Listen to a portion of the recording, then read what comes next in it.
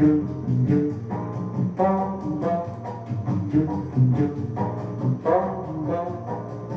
amor,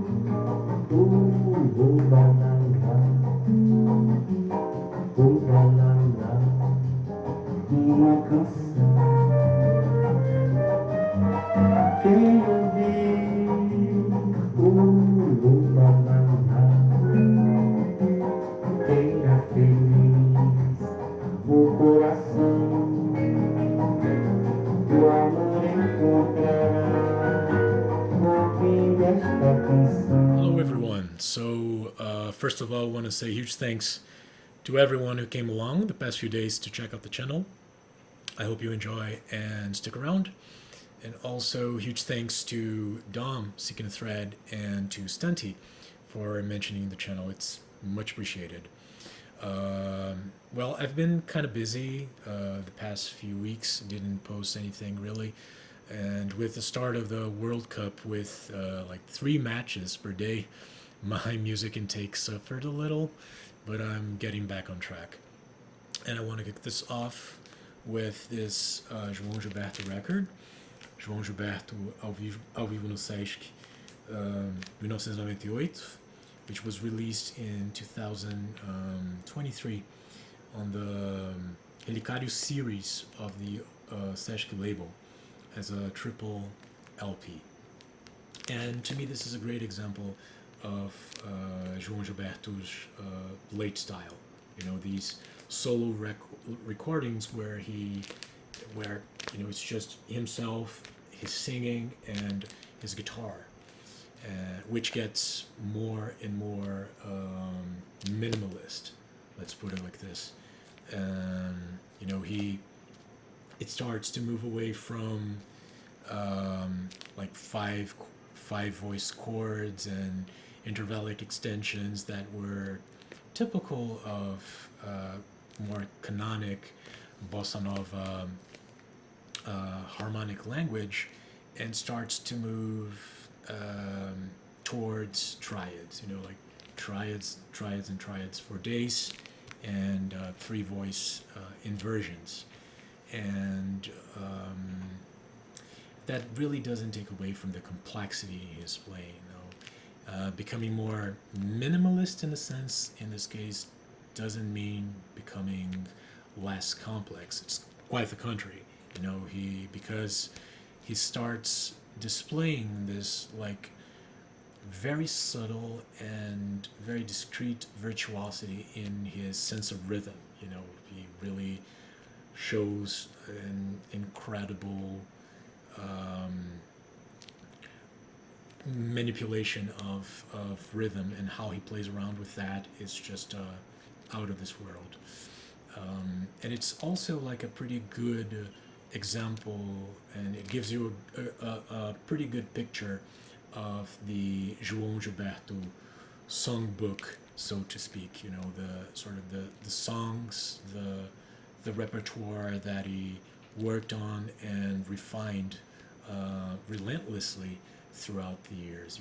And with each new performance, a new public appearance, he he shone a light on different aspects, and pointed towards like different routes to really access the core of these songs. So yeah, it's always really, really rewarding checking out this kind of material. Cantei em versos meu sofrer, violão amiga, eu canto por consolação. Trago esta mágoa sentida em meu coração, violão. Quem sorri de mim por certo há de chorar, quando ouvir alguém cantar. Violão amigo, ouve os meus lais. So the next one is this classic self-titled Lô Borges record, released in '72 on the Odeon label. Lô Borges, of course, was one of the founders of Clube da Esquina, wrote amazing, beautiful songs. He recorded this just after the 72 Clube da Esquina album sessions.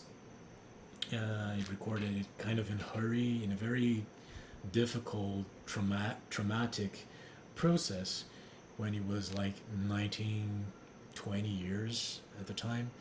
Um, and the record kind of flopped, commercially speaking, but ended up, as you almost certainly know by now, like a cult record in Brazilian 70s music.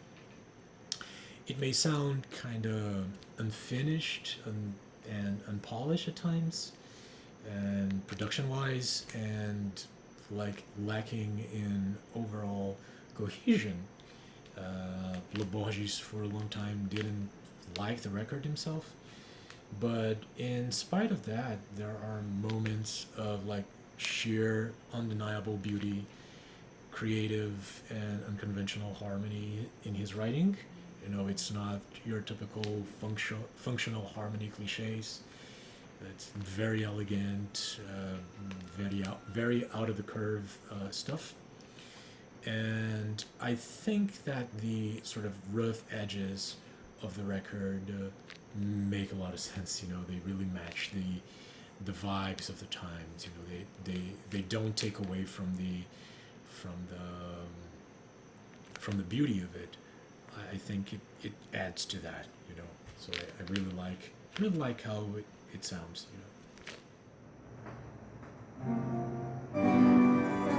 Surge em cima no fundo, passe você.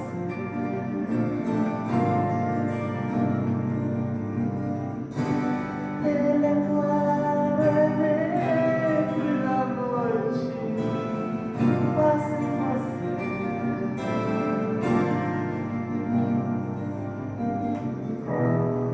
Se esconde no seu coração, na montanha dos desejos.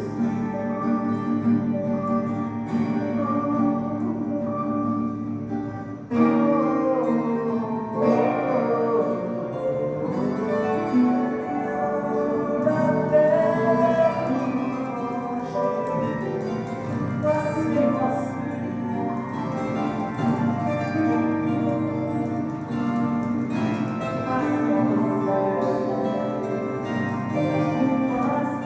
Next, Novelli, Composições Brasileiras.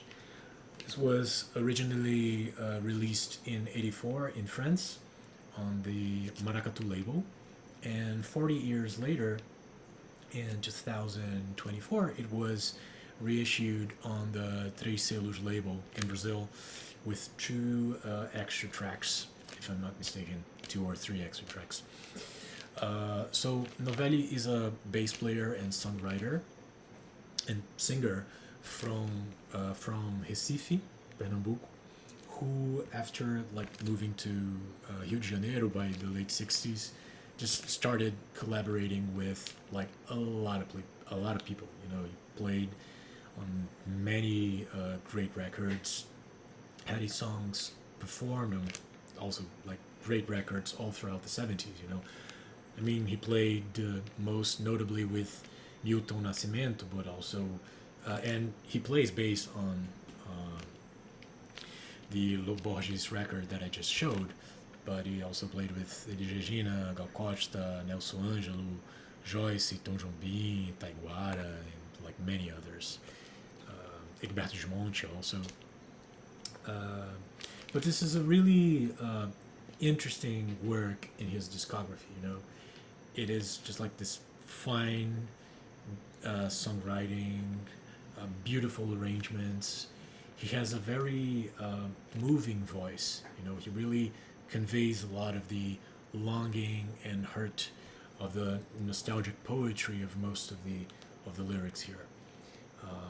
And he writes these beautiful melodies that point towards like pre-bossa nova sensibilities and musical accents.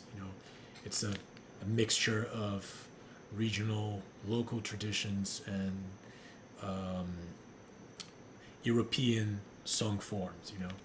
So yeah, this is definitely worth checking out. Beautiful record.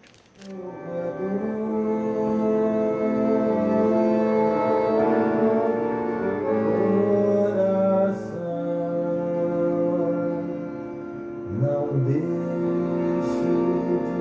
de bater.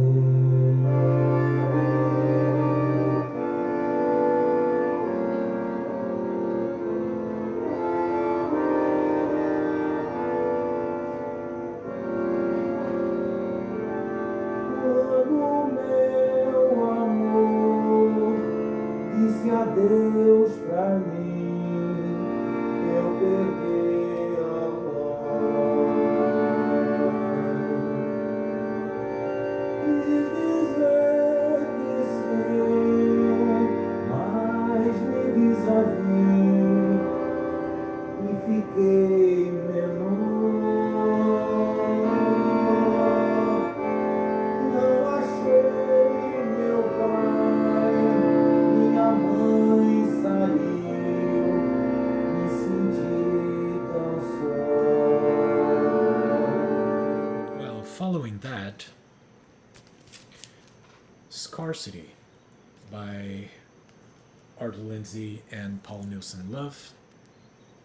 This was recorded and released in 2013 on Paul's label, and it was recorded during a concert at Audio Rebel in Rio de Janeiro. I mean, if you're familiar with Arto's and Paul's work, as I'm sure like 100% of you are, of course, there are like no surprises here. It is what you would expect, but to me, it is a very good example of the kind of synergy that these guys can create. You know, in a free improv set. I have to say that I have a soft spot for Arto Lindsay in my heart. I really love his work, his approach to the guitar, and but in a more like personal level, he was like a huge gateway drug to me, you know, to access a lot of like avant-garde stuff, the whole like downtown New York scene, whatever, you know, when I was really, really young, because of his work, of the work he did with Caetano Veloso. He actually produced two Caetano Veloso records from the late 80s and early 90s, O Estrangeiro and Circulador. And he was also featured playing guitar the way he plays on these records. And, you know, my father was a huge Caetano Veloso fan, and he played these records all the time when I was a child, really. You know, I was born in 92, so at the time I was a child, these records were like recent Caetano Veloso records. And my father was a very like passionate music fan and a very curious listener. So he was always like interested in the bands, the personnel, you know, the musicians that played with the singers, the artists that he loved. You know, he was very much into knowing more about the people that played on these records, and as we all also obsessed about, you know, right? So by extension, in a way, he also became an admirer of Arto's work. You know, he had some of his CDs around the house, not the noisy ones, but the more like chilled CDs from the 90s. And when he listened to those Caetano records that I mentioned, he used to talk about Arto's participation. So when I started to have some curiosity and autonomy, and started to look into his work, well, that really opened up a lot of things to me. And I love listening to this kind of stuff because it really I can help but think of my father, when I listen to Arthur, just like when I listen to Caetano. So yeah.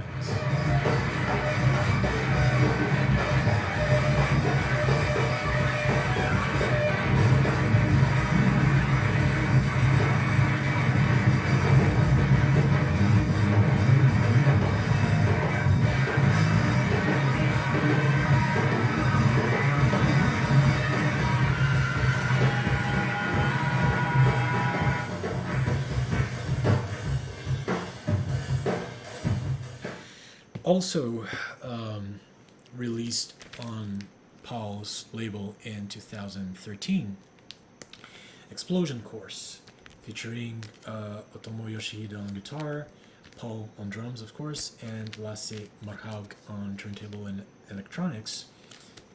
This is also like a pretty cool, great free improvisation set. Very much recommended.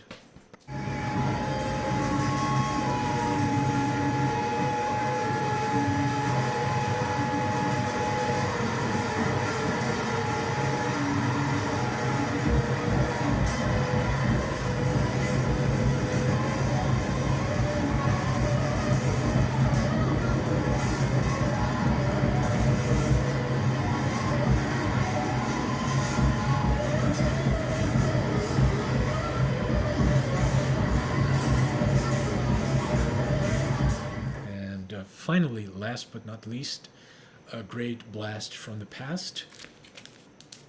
This 2004 release by Wolf-Eyes, Burned Mind. Pretty cool Wolf-Eyes record from the Aaron Dillaway days. This is one of my... I don't know if this is one of my favorites, but I really like giving this a spin from time to time. Really pretty cool record.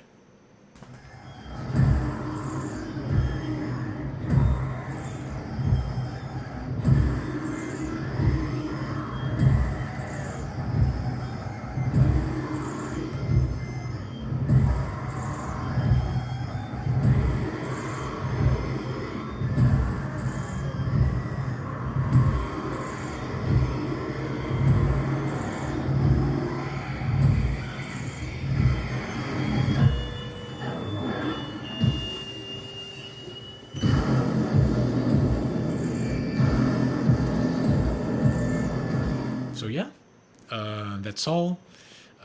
Thanks again, everyone, for stopping by, and see you next week.